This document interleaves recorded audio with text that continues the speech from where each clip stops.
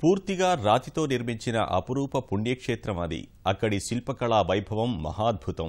ఎంతో చారిత్రక ప్రాధాన్యమున్న ఆ దేవాలయం అభివృద్ధికి ఆమడ దూరంలో నిలిచిపోయింది. దక్షిణ కాశీగా పేరొందిన శ్రీకాకుళం జిల్లా శ్రీముఖలింగానికి ఏటా పర్యాటకుల సంఖ్య పెరుగుతున్నా కనీస సౌకర్యాలు మెరుగుపడకపోవడం వారికి అసంతృప్తికి గురిచేస్తోంది.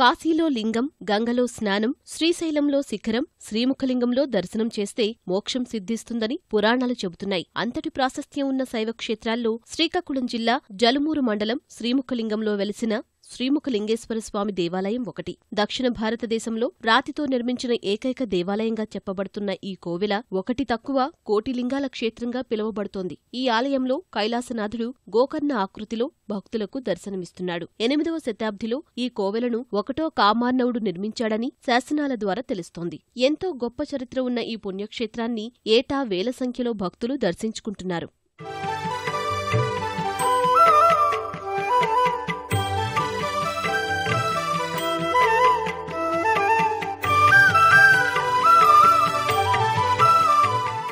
శ్రీముఖలింగంలో శిల్పకళా సౌందర్యం పర్యాటకులను అబ్బురపరుస్తోంది. చెక్కపై చెక్కలేని చిత్రాలను సైతం రాతిపై అపురూపంగా చిత్రించిన కళాకారుల ప్రతిభ వారిని ఆకర్షిస్తోంది. దశావతారాలు, శివకేశవులు, అర్ధనారీశ్వరుడు, దత్తాత్రేయుడు, వామనావతారం శిల్పాలు ఇట్టే ఆకట్టుకుంటున్నాయి. స్వామివారి ఆలయానికి ఎదురుగా ఉన్న కొండపై మహావిష్ణు విగ్రహం వెంకటేశ్వర స్వామిని పోలి ఉండటం ఇక్కడ మరో ప్రత్యేకత.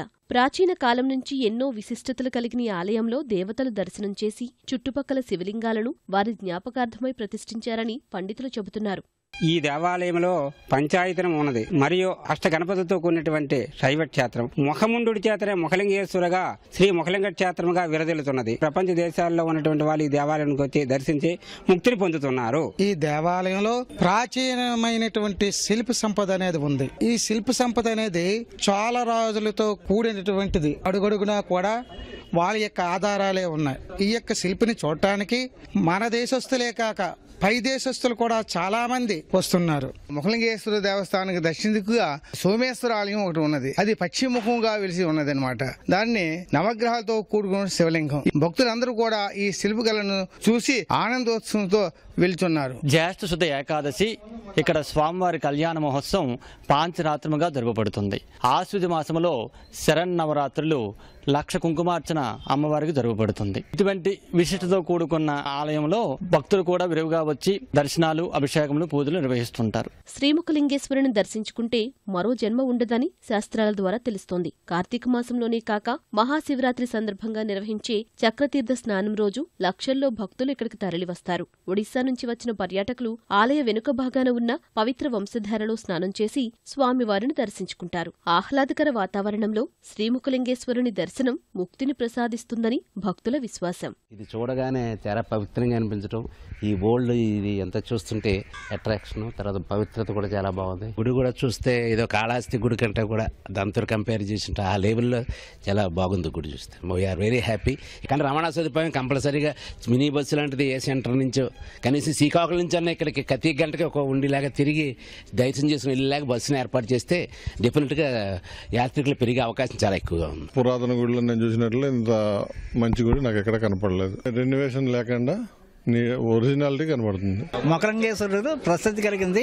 కార్తీక మాసం మహాశివరాత్రికి చెప్పడానికి వీల్లేదు. కాశీ వాళ్ళసిన ప్రసిద్ధి ఒక లింగం తక్కువ కాబట్టి ముఖలింగేశ్వరుడు అయిపోయింది.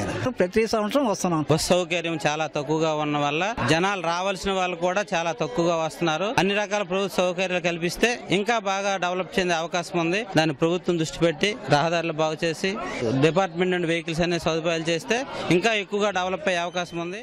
ఏటా ఈ ఆలయానికి పర్యాటకుల సంఖ్య పెరుగుతూ ఉన్నా అభివృద్ధికి ఆమడ దూరంలోనే ఉంది. సుదూర ప్రాంతాల నుంచి వచ్చిన వారికి కనీసం వసతి, భోజన సౌకర్యాలు కూడా దొరకని దుస్థితి. ఈ కోవెల దేవాదాయ శాఖ ఆధ్వర్యంలో నడుస్తున్నా మౌలిక సదుపాయాలు మెరుగుపడటం లేదని స్థానికులు ఆరోపిస్తున్నారు. సుదీర్ఘ ప్రాంతాల నుండి వచ్చే భక్తులు మధ్యాహ్నం 12 గంటల తర్వాత భోజన వసతి సరైన లేకపోయినందువల్ల భక్తులు కొద్దిగా ఇబ్బంది పడుతున్నారు. అలాగే ఈ డార్మెంటరీ ఒకటి కట్టారు గవర్నమెంట్ వాళ్ళు, అది ఇంకా ఈ ఎండామెంట్కి అప్పచెప్పలేదు. దానివల్ల వచ్చే భక్తులు స్టేయింగ్ కోసం కూడా చాలా ఇబ్బంది పడుతున్నారు. ప్రభుత్వం వారి దృష్టికి ప్రజాప్రతినిధులకి అందరికీ చెప్పడం జరుగుతుంది. దర్శనం చేసినప్పుడు ఎంతో హ్యాపీగా ఫీల్ అవుతున్నారు. ఇక్కడ రావడానికి వెళ్ళడానికి రోడ్డు వసతి కరెక్ట్గా లేకపోవడం వల్ల చాలా ఇబ్బంది పడుతున్నారు. ఇలాగే ఈ దేవాలయానికి దేవాదాయ శాఖ తరపున అన్ని రకాల సదుపాయాలు చేస్తున్నప్పటికీ ఇది పురావస్తు శాఖ దీంట్లో ఉండడం వల్ల దీన్ని దేవాలయానికి మనం కొంచెం డెవలప్ చేయడానికి మా వాళ్ళు అవ్వట్లేదు. ఎంతో విలువైన ప్రాచీన శిల్ప సంపద ఉన్న శ్రీముఖలింగేశ్వరుని ఆలయాన్ని మరింత అభివృద్ధి చేయాలని పర్యాటకులు కోరుతున్నారు. శ్రీకాకుళం నుంచి బస్సుల సంఖ్య పెంచాలని విజ్ఞప్తి చేస్తున్నారు.